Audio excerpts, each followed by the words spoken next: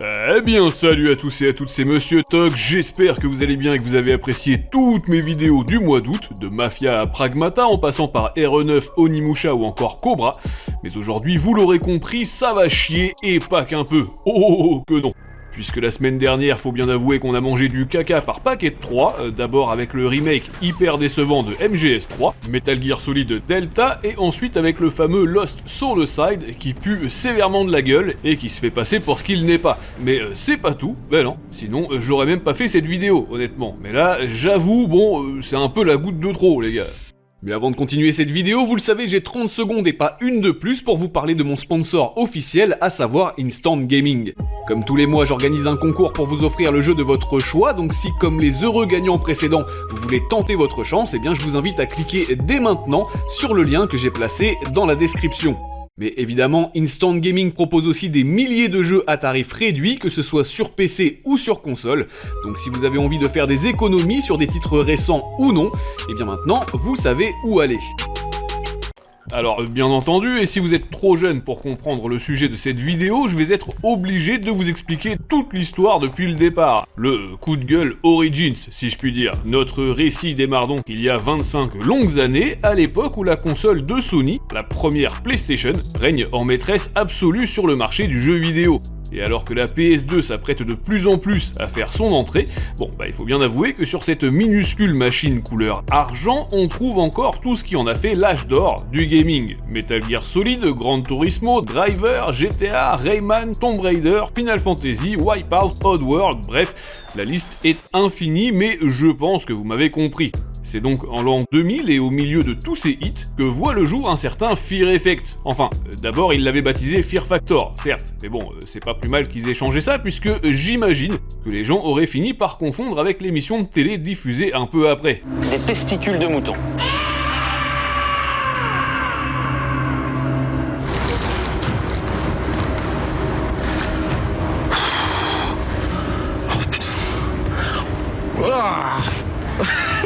Mais revenons-en à nos moutons si vous le voulez bien, puisque ce Fear Effect est très loin d'être passé inaperçu. Parce que en plus d'avoir été inspiré par des œuvres telles que Ghost in the Shell et Akira, le jeu PS1 est tout bonnement révolutionnaire. En effet, au-delà de ses plans de caméra fixes à la Resident Evil, il se paye carrément le luxe de proposer des décors remplis d'éléments en FMV.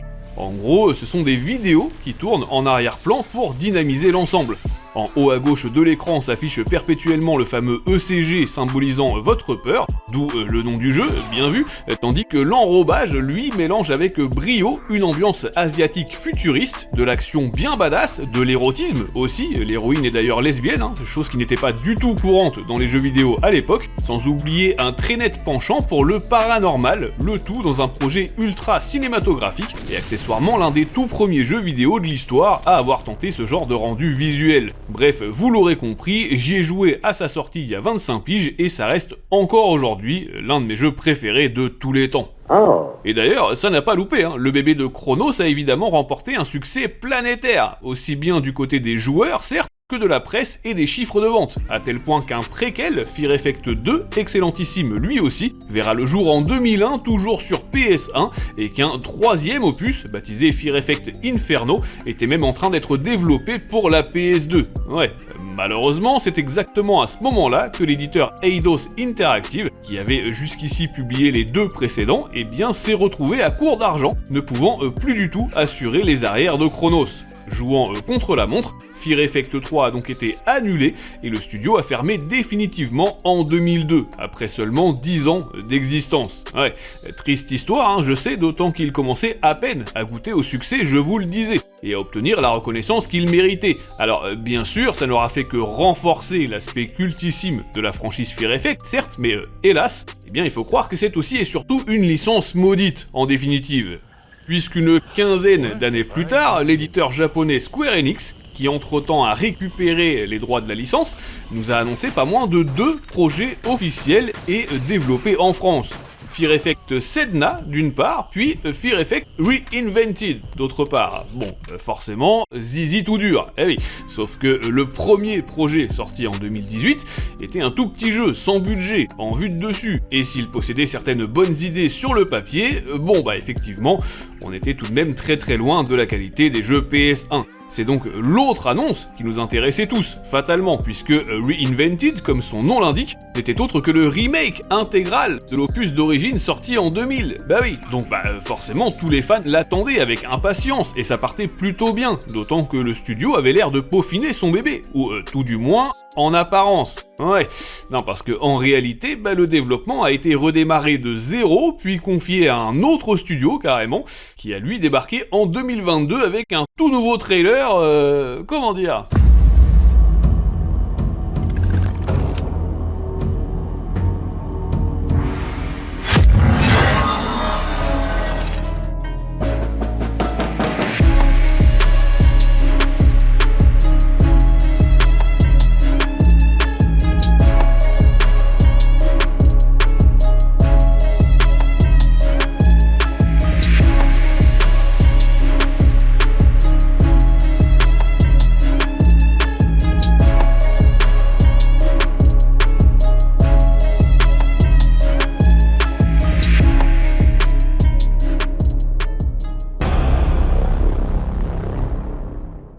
Ouais, c'était un désastre complet qui n'avait plus rien à voir ni avec le jeu d'origine, ni avec le remake français qui était en plein développement. Du coup, la sentence n'a pas tardé à tomber, les joueurs ont disliké le trailer en masse, les forums se sont remplis d'avis négatifs et d'incompréhension, et au final, après plus de 5 piges de travail au total et plus de 20 ans d'attente, le jeu a tout simplement été annulé. Ni plus ni moins. Vous comprenez donc sans doute un peu plus facilement maintenant pourquoi en 2024, lorsqu'on nous a annoncé qu'on aurait droit en 2025 au retour de la version PS1 un brin amélioré sur PC, Switch, PS4 et PS5, forcément on était content. Au moins ce serait le jeu tel qu'on l'a connu. Pas un remake, certes, pas du tout même, mais finalement le plus important c'était de retrouver notre Madeleine de Proust. Loupé. Oui, quand je vous disais que c'était une franchise maudite, c'était vraiment pas une blague, même si là, j'avoue, honnêtement, je m'attendais pas à une telle sodomie. Cette ressortie estivale, on la doit à l'une des pires entreprises américaines du jeu vidéo. J'ai nommé Limited Run, exactement. Du coup, ça ne vous choquera certainement pas si je vous confirme qu'ils n'ont absolument rien branlé, comme d'habitude. À vrai dire, ils ont simplement mandaté le studio implicite Conversion afin de soi-disant travailler sur une version jouable en 2025. Pour rappel, c'est en fait un studio québécois, spécialisé dans, je cite, la préservation des jeux vidéo. Sur le papier, on espérait donc à minima une espèce de remasterisation, ou tout du moins quelque chose d'un peu propre. C'était sans compter sur les sacs à foutre de Limited Run qui leur ont fourni, attention, la version PS1 US et qui se retrouve purement et simplement émulée de façon bien crado, et ce contre la somme de 10€. Et là, vous allez me dire que vous ne voyez pas le problème, et c'est normal Chantal, parce que je ne vous ai pas encore révélé la douille intersidérale qui se cache là-dessous. Écoutez bien, non seulement le doublage français a totalement disparu alors qu'il était excellent, mais en plus, même les textes, les menus et les sous-titres se sont volatilisés dans la nature. Oui, ce portage de merde est non seulement une honte absolue, mais en plus il est intégralement en anglais quoi. Y a pas un seul mot de français à l'intérieur, alors que l'original était faisable aussi bien dans notre langue qu'en italien, en allemand et en espagnol. Y a plus aucune trace de tout ça. Et pendant que tu seras, va aussi acheter des clopes parce que j'aime bien m'en fumer une après m'être fait bien baiser. Mais exactement, pour un studio québécois, je vous le disais, ça la fout très très mal quand même. Alors évidemment, l'éditeur est tout content de nous dire qu'ils ont ajouté des nouveautés. Tu parles, mes couilles sur ton nez, À savoir un maniement soi-disant amélioré avec les joysticks, des filtres vidéo absolument dégueulasses, une fonction rewind assortie de sauvegarde auto, ou encore, attention c'est à mourir de rire, la possibilité de basculer entre format 4/3 et 16/9. Wouh! Je peux vous garantir que le jeu est pas fourni avec du petit dop. La résolution pique vraiment les yeux, je préfère prévenir. Et si, comme précisé un peu plus tôt, ce portage foireux est proposé à 10€, faut pas oublier que c'est uniquement si vous le prenez en digital. Oui, parce que Limited Run oblige, si vous décidez de craquer pour la version physique, histoire de l'avoir dans votre collection, sachez qu'il vous en coûtera pas moins de 35€. Si, je vous promets, 35 balles pour cette merde les gars. Et c'est sans compter les frais de port, bien entendu. Enfin les FDP, pour rester dans le thème. Un tarif aussi ridicule eh bien, que la dernière insulte qu'ils ont proférée envers la franchise Fear Effect. Ouais, honnêtement, j'ai même pas les mots pour décrire cette horreur, mais bon, sachez qu'ils ne respectent tellement pas la licence, qu'ils se sont même permis de dégueulasser la jaquette d'origine. Non, c'est pas une blague, encore un bon gros doigt d'honneur envers les fans, qui doivent donc supporter cette sombre merde, et le pire c'est que c'est un véritable artiste qui s'en est occupé, c'est même pas de l'IA. Ouais, je pense qu'on sera tous d'accord pour confirmer qu'il a plus qu'à changer de métier. Mais qu'est-ce que c'est que cette chiasse? On dirait un hentai, ça ressemble même pas au personnage du jeu, bordel de merde. Ah ouais, mais t'as raison, putain, si.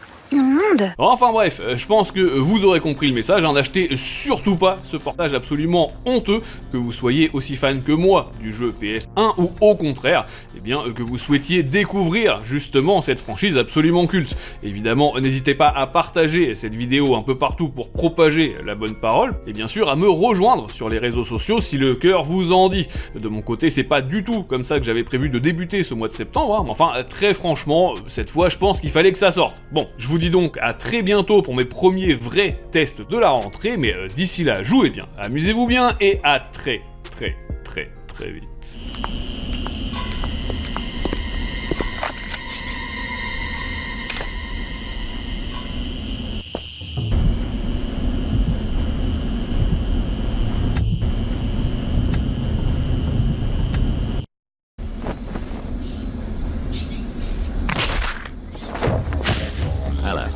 Not too long, Deke. I've killed men for much less.